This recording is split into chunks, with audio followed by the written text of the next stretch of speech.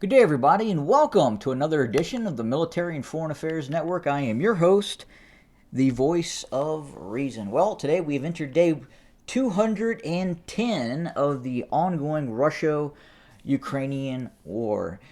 And big news over the last 24 or 48 hours. It looks like Russia is going to conduct a plebiscite in the Donbass and other areas as well, such as Kherson and Zaporizhia as well, with the intent of bringing in these regions into the Russian Federation proper.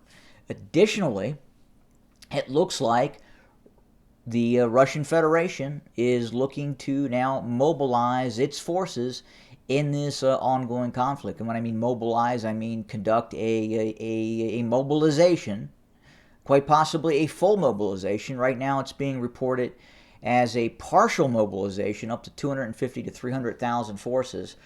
But this is the opening of Pandora's box. This is the process of which the Russian military will fully start to invest itself in this the so-called special military operation, where they're now looking at open war. And as I talked about before, even going into this conflict, that depending on the size of the Russian objectives, they were going to have to mobilize. It would have been giving the size of the Russian military kind of going into this operation, given now the some of the deficiencies, the glaring deficiencies within the scope of the Russian Air Force, especially in terms of the ability to conduct interdiction missions of Ukrainian forces and gain complete air supremacy in the region. The Russian military is now forced to fully mobilize its forces in this campaign.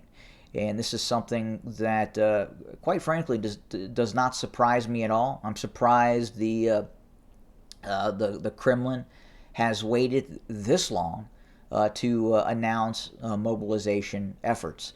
Look, this is not Chechnya. This is not 2008 Russia against Georgia.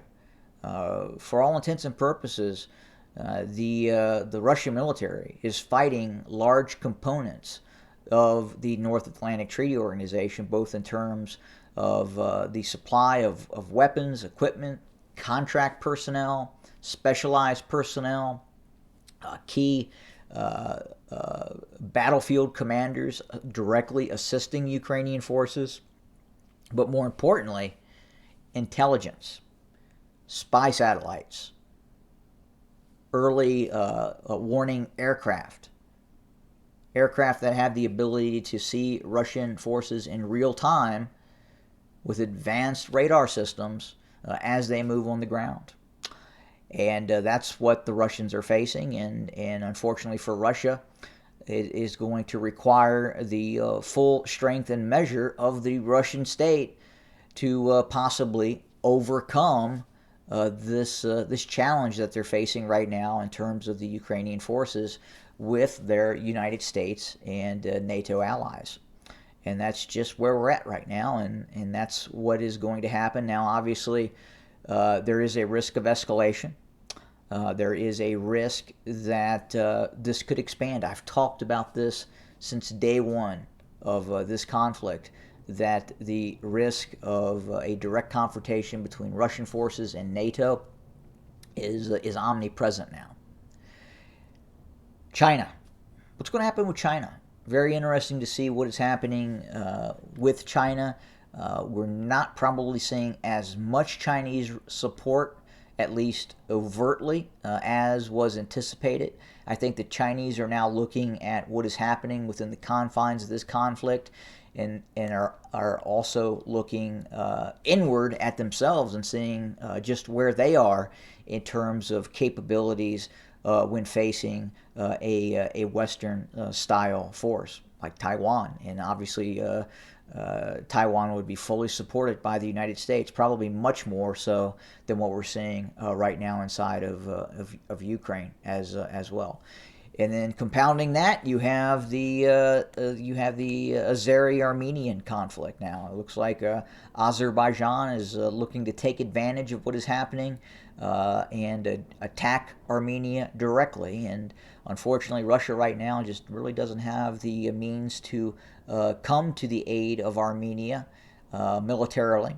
And that would obviously risk a direct confrontation with Turkey, which at this point, it's very, very difficult for Russia to possibly face that threat right now. But that's where we sit, and we'll see how large this mobilization is. Small mobilizations oftentimes become very large mobilizations, and obviously right now it's being called a small mobilization, less than about 1% of the 25 million reservist capacity by the Russians to call up. So out of the 25 million that Russia feels that it could call up, now that number is very, very large, and obviously I don't believe at this time Russia could call up 25 million personnel, but they probably could mobilize an additional million personnel over the course of the next year and a half, depending on how long this conflict were to take place. But that's where we're at. We're going to continue to monitor, watch the situation very closely. Not a lot of territory changes have occurred. Obviously, within the last 48 hours, I would have reported it. The fighting continues. The fighting will continue, and we will see an uptick in violence shortly as Russia kind of grapples with what's going on in the ground right now and looks to consolidate its hold and or expand its hold against Ukrainian forces. More to come soon. Thanks for joining us. Have a good day.